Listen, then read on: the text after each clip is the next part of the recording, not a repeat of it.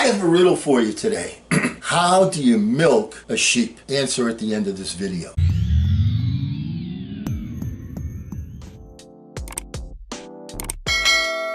Hello again, everyone. I'm Eli's dad with Project Eli, where we educate, we lead, and we inspire.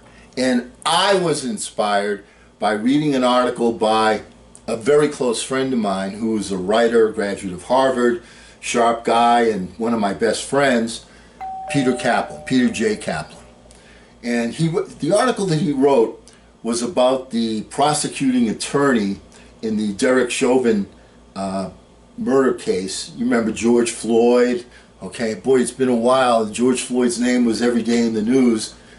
It'll be in the news again today, I'm sure, about the results of what kind of punishment Derek Chauvin's going to get for the guilty verdict.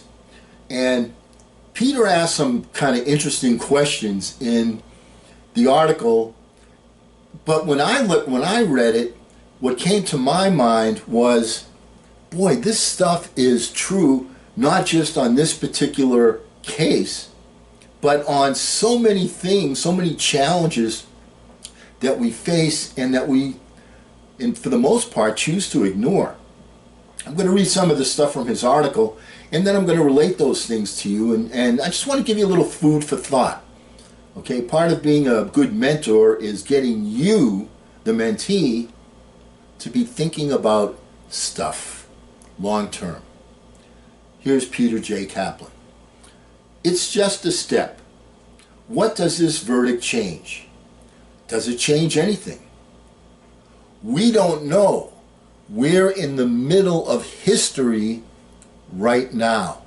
I love that phrase. We are in the middle of history right now. There are no inevitabilities in it. It's up to the world. Progress rolls like a brick. It must be flipped over and over. I'm going to repeat that. I love that one too. Progress rolls like a brick.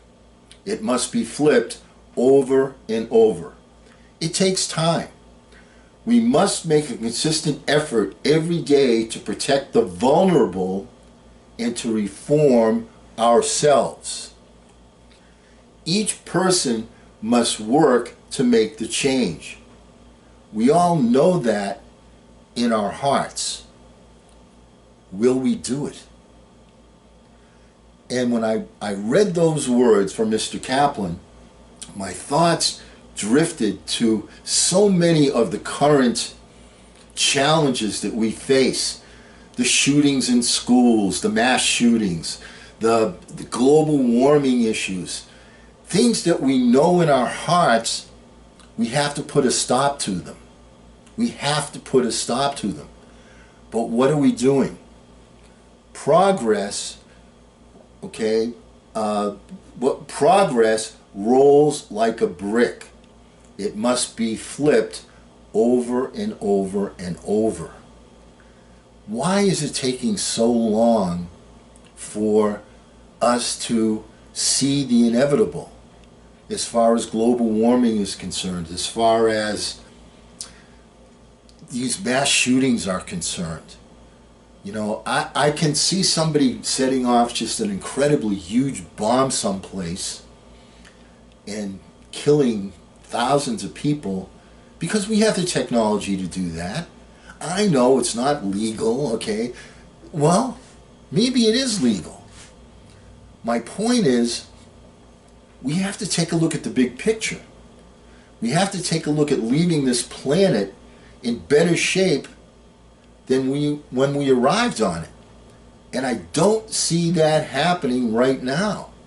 So many thoughts in life are tied up from repetition and, I don't know, just that's the way it's always been. You know, back in the Civil War, I always go back to this analogy. You know, the people in the South said, well, we can't survive unless we have slaves. We have to have the separate, we have to have slaves in order to survive economically. Well, guess what? We made the change. We survived. And once we embrace the truths of the outcomes that we are generating by our activities, or in some cases inactivities, only then will we start to make some real changes. Real changes. We're looking at the weather that we've had. It's so unusual, all the hurricanes and the oceans melting, the icebergs melting, and all of that.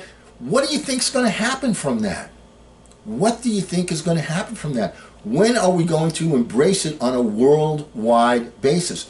We have to look at things with a worldwide perspective. The pandemic, COVID-19. Okay, we here in the United States are somewhat sitting kind of pretty. People that got vaccinated, I among them, I'm going back to my camp this summer, but one of the requirements is you have to have been vaccinated in order to go. Otherwise, everyone's going to have to wear a mask at camp. We don't want to do that. We don't want to inhibit, the enjoyment of it. We want to see our friends. We want to do the activities.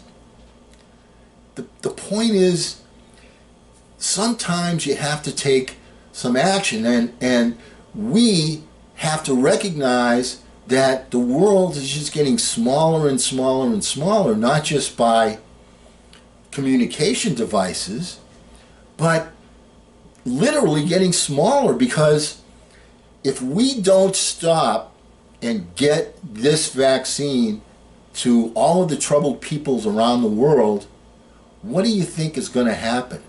A mutation is going to evolve, what they call a variant, and this variant is going to be stronger than the vaccine. It's a time thing. We need to get this thing solved right here and right now on a worldwide basis. And you don't need a crystal ball to see that. Progress rolls like a brick. It must be flipped over and over. Okay, let's give you the answer to that riddle. So how do you milk a sheep? Simple. Just come out with a new iPhone and charge people $1,000 to buy it. And always remember, hey folks, don't ration the passion, fashion the passion. I'm Eli's dad.